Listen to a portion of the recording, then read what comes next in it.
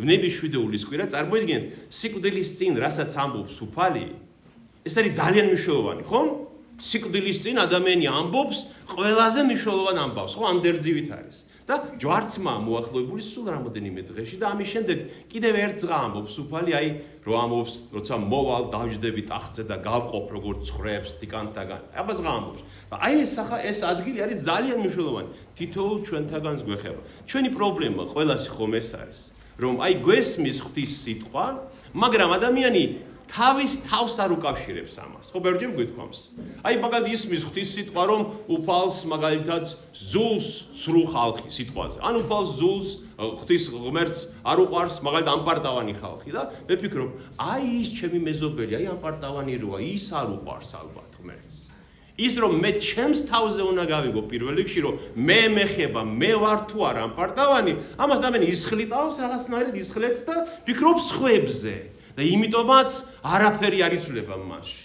მაშინ როცა ვკითხულობ, პირველ რიგში მე მეხება. მე ჩემი თავი უნდა შევამოწმო.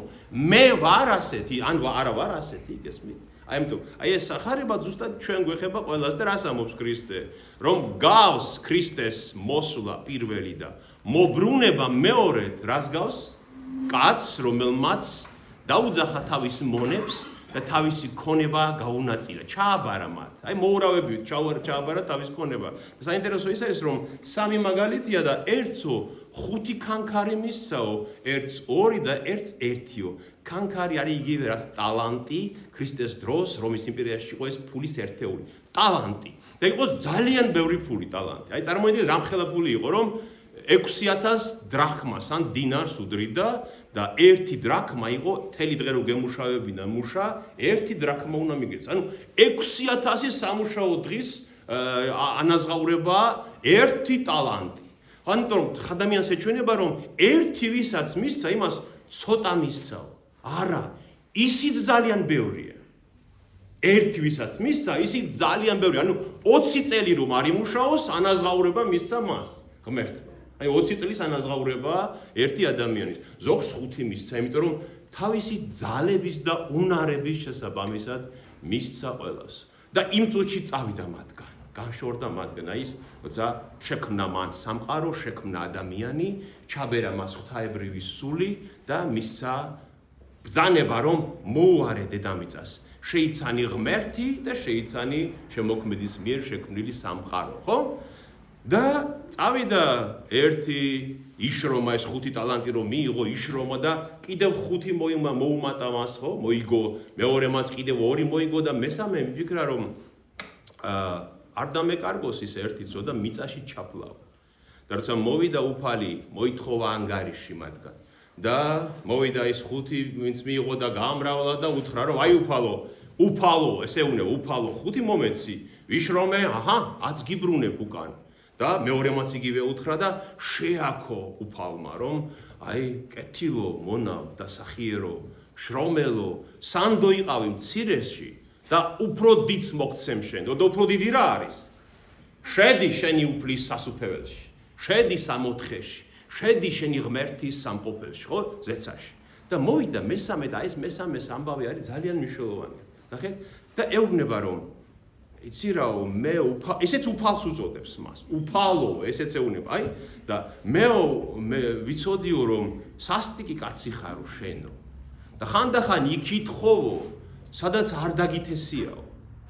იქ აგროვებ, სადაც შენი არ არისო. ასე ვიფიქრეო და ვიცოდი, რომ ასეთი კაცი ხარო, ამიტომ შემეშინდაო, რომ არ დამეკარგაო ეს შენიო. და მიწაში ჩავფალიო და ამოიღო მიწიდან ეს მისი ქონება და აუნება, აჰა, შენვე კონდესო. უქმად იდო ამდენი ხანი, მრავალი წელიწასული იყო მათი ბატონი, უფალიო, ხო? და განურისხდა ამაზე უფალი მას და უთხრა, უკეთურო და ბოროტო მონავ, არა ხარ სანდო, ამიტომაც შეუკარით მაგას ხელფეხი და გააგდეთ ბნელსა, გარესკნელსა, იქნება იქ ტირილი და ხრჭენა. და წართვით მას და მიეცით იმას, ვისაც 10 აქვს.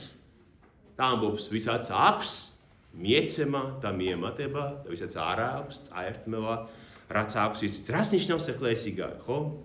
აი ის ღვთაებრივი სული, რომელიც ღმერთმა ყველას ჩაგვბერა ჩვენ, აი ამის განაწილებაზეა ეს. ზოგს მეტი უნარი აქვს, ზოგს ნაკლები მიეცა ცხოვრებაში, ზოგს მეტი მიეცა, ზოგს მეტი კარგი გარემოებები აქვს, ზოგს ნაკლებად კარგი გარემოებები აქვს, ხომ? ზოგი მაგალითად ოჯახში ცხოვრობს, ზოგი მარტოა, ზოგი მღვდელია, ზოგი ჩვეულებრივი ადამიანი, მრევლია მაგალითად, ხომ? ხო, განაწილებულია ეს ტალანტები, მაგრამ ნებისმიერი ადამიანის ტალანტი ძალიან დიდია ღვთის წინაშე. აი როგორც ის ერთი ხო თქვით რომ ძალიან ბევრი იყო მაინც იმ ადამიანისთვის, აი ადამიანი ვერც ერთი ვერ იტყვის რომ მე ღმერთმა არ მომცა და იმიტომ ვერ შევიცანი ღმერთი. ვერავინ ვერ იტყვის მაგას. ყველას ძალიან ბევრი გვაქვს მოცემული. ესმით? აზროვნება ვისაც შეგვიძლია და კითხვა, ლოცვა, ღმერთის შემეცნება, ყველას ძალიან ბევრი გვაქვს მოცემული და არავის ეპატიება რომ ეს მიწაში ჩამარხოს, ხო? ნახეთ, აი ჩვენ შორისაც ხომ არიან ესეთი ქრისტიანები. ეს რა შეუნება, ნახეთ რა შეუნება, მეო ვიცოდიო რომ სასტიკი კაცი ხარ და შენი მეშინოდაო. დღესაც ხო არიან ქრისტიანები, უფალს კი უწოდებენ ქრისტეს, მაგრამ ეშინიათ მისი და გონიათ რომ სასტიკი კაცია მოვა და დაგჯის. და ეს კაცი რასაც ეუბნება რომ მეგონა რომ სასტიკი კაცი ხარო და აგროვე ფიქ სადაც არ დაგიფანტავსო, სწორს ეუბნება? სწორია ეს რასაც ეუბნება. ასეთია ღმერთი? ანუ რაკიდან რა გამოდის რომ მან არაფერი არ იცის ღმერთზე.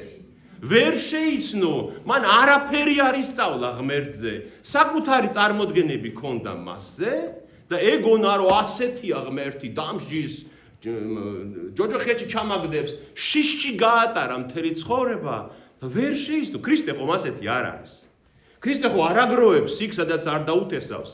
მან ხო დათესა და მერე ითხოვს, ხომ ასეა? ანუ ეს გვიდასტურებს რომ კაცმა რომელმაც არ გადაშალა სახარება, კაცმა რომელმაც არაფერი არ წაიკითხა ქრისტეს სიტყვებიდან, წმინდა წერილიდან, მან ვერ შეიცნო ღმერთი, ეგონა რომ ღმერთი ასეთია, ღმერთი ასეთი არ აღმოჩნდა და დაისაჯა აი ამ უქმობის გამო. ანუ ეს ახარება ვის ეხება, რომ კაცი რომელიც მოინათლა, რომელმაც უფალოს ძახილში გაატარა მთელი ცხოვრება, ეგონა რომ ქრისტიანია. ეგონა, მაგრამ ვერაფერი ვერ შეიცნო მაინც ქრისტეს შესახებ, ისე მოკვდა და აღმოჩნდა რომ ღმერთი სულ სხვანაირია სინამდვილეში. და ის ნიჭი რაც მან მიიღო, სულიერი ნიჭი, არ გაამრავლა და ამისთვის დაისაჯა. ესმით? აი ამიტომ ვამოთხოვე ჩვენ რომ ლოცვა ყველა შეგვიძლია, ფიქრი ყველა შეგვიძლია, აზროვნება ყველა შეგვიძლია, წერილის კითხვა, წმინდა წერილის კითხვა ყველა შეგვიძლია, იქიდან რაღაც დასკვნის გამოტანა ყველა შეგვიძლია, ხო? ღმერთმა დაიფაროს ადამიანს აქვს დარღვეული ეს გონებრივი შესაძლებლობები და იმას არ მოეთხოვება, ღმერთი იმას სხვანაირად თხოვს, მაგრამ ვინც ჯანსაღია გონებრივად და სულიერად, მას არ ეპატიება, რომ ისე წავიდეს, რომ არ შეიცნოს ღმერთი. აი, ხანდახან მოდიან ხოლმე ადამიანები ჩემთანაც, თქვენც მოგისმენიათ ეს საუბარი და ამბობს, რომ მე ბავშვობაში ღმერთზე ისეთი წარმოდგენა შემექმნა, აი მასწავლებელი მყავდა საფრთხოს ჯულის ისეთი, რომ შეგვაშინა ბავშვები, ისეთი რაღაცები მოგვიყვა, რომ შეგვეშინდა და იმის მერე მივატოვე ეკლესია, მივატოვე ღმერთი, მივატოვე რწმენა, იმიტომ რომ ასეთი წარმოდგენა შემექმნეს ღმერთზე. კი, მაგრამ რამდენი წლის ახარ მიკითხავს 30-ის. ხო, მაგრამ 6 წლის ხომ აღარ ახარ? 30-ის ხარ, 40-ის ხარ, ახლა ხომ უნდა შეიცნო ღმერთი.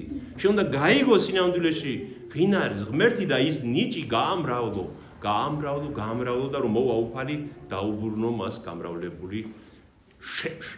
დიახ? ხო, მაგითო ამბობს ქრისტე თუ ხელახს არ დაიბადე, ვერ შეხვალ. დიახ? ხელახლა შობილი კაცი ზუსტად ესეთი კაცია. ვინც განახლდა, ვინც ის მოიწყვიტა ის რაც ცუდი იყო ბავშვობაში, შეშინება თუ ის დაწერწამული მოიწყვიტა, ის მოკვდა და განახლდა და ახალი ადამიანია სათასწორებელი. სწორია? ეს არის ხელახლაშობა, მაგას ნიშნავს. ამიტომ ვიფიქროთ ამაზე, რომ ჩვენ ვამრავლებთ ჩვენს უნარებს, ჩვენს ნიჭს, ჩვენს სულს. ორმაგად დაუბრუნებთ იმ სულიერ ნიჭებს, თუ მიწაში ჩაფლული დახვდება ღმერთს ის ჩვენ რაც ჩაგვაბარა და რაც მოგვცა. შეგვიძლია ვინოს ღმერთმა დაგლოცოთ.